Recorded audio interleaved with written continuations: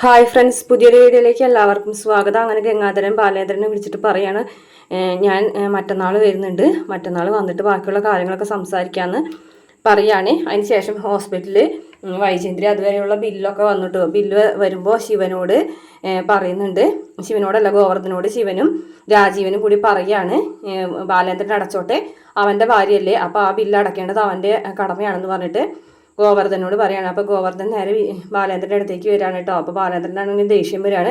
എന്നിട്ട് പറയുന്നുണ്ട്, അവൻ മാന്യനാണെന്നുണ്ടെങ്കിൽ നാളെ ഞാൻ അങ്ങോട്ട് ചെല്ലുമ്പോൾ എന്നോട് അടക്കി, ഒന്നില്ലെങ്കിൽ ഞാൻ അടയ്ക്കാം, അല്ലെങ്കിൽ നിങ്ങൾ അടക്കി, അതല്ല അവൻ പറയേണ്ടത് എന്നൊക്കെ ചോദിക്കാൻ കേട്ടോ.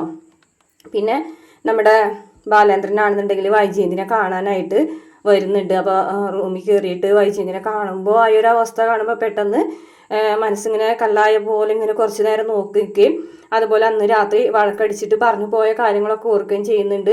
നിങ്ങളായിട്ട് ഇനി ഒരിക്കലും ഒരു ജീവിതമില്ല, പക്ഷേ മക്കൾക്ക് വേണ്ടി ഞാനൊരു വിട്ടുവീഴ്ച തയ്യാറാകാം, അലീനെ പറഞ്ഞയച്ചു കഴിഞ്ഞിട്ടുണ്ടെങ്കിൽ ഞാനിവിടെ താമസിക്കാമെന്നുള്ള കാര്യങ്ങളൊക്കെ അന്ന് വഴക്കടിച്ചതിൻ്റെ ഇടയിൽ വിളിച്ചു പറഞ്ഞല്ലോ. ആ കാര്യങ്ങളൊക്കെ ബാലേന്ദ്രൻ ഇങ്ങനെ വൈജയന്തിനെ നോക്കി നിന്നിട്ട് ഇങ്ങനെ ആലോചിക്കുകയാണ്. ഇങ്ങനെ വൈജയന്തിനെ കണ്ട് ഇറങ്ങിയിട്ട് പുറത്ത് എത്തുമ്പോൾ ഗോവർദ്ധൻ ചോദിക്കുന്നുണ്ട്, ബാലേട്ടന് ചേച്ചിയുടെ അവസ്ഥ കണ്ടിട്ട് സങ്കടം വരുന്നില്ലേ എന്ന് ചോദിക്കുമ്പോൾ ബാലേന്ദ്രൻ പറയുന്നുണ്ട്, സങ്കടം തന്നെ ഉണ്ടാവേണ്ടതാണ്, അഭിനയിക്കേണ്ടതല്ല എന്നൊക്കെ പറയുന്നുണ്ട് കേട്ടോ. ഇത്രയാണ് പ്രമോ കാണിച്ചുള്ള വീഡിയോ. ഇഷ്ടപ്പെട്ട ചാനൽ സബ്സ്ക്രൈബ് ചെയ്യണേ.